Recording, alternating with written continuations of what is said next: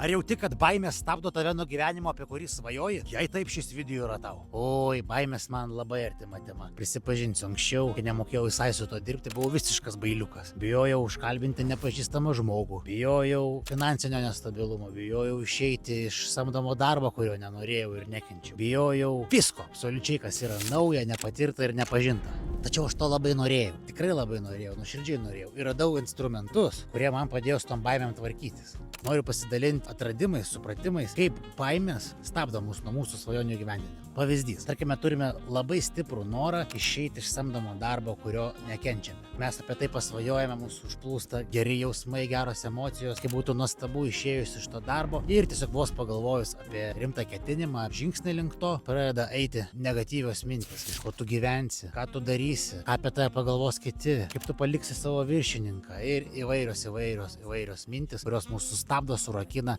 ir priverčia nežengti žingsnio toliau. Mes liekame kur buvę, nežengėme žingsnių į priekį, o gyvenimas bėga toliau ir su kiekviena diena, su kiekvienais metais mes vis labiau nusiviliame savimi ir savo gyvenimu. Šios stabdančios mintis kyla iš mūsų baimės ir šią gerą norą, šį gerą intenciją tiesiog suvalgo ir užgesina. Jei tau ši tema įdomi ir aktuali, komentuok po šio video noriu ir padarysiu daugiau praktinių video, kaip po truputėlį gali dirbti su savo baimėmis, jas paleisti ir mažais tau tinkamais žingsneliais judėti link savo norų.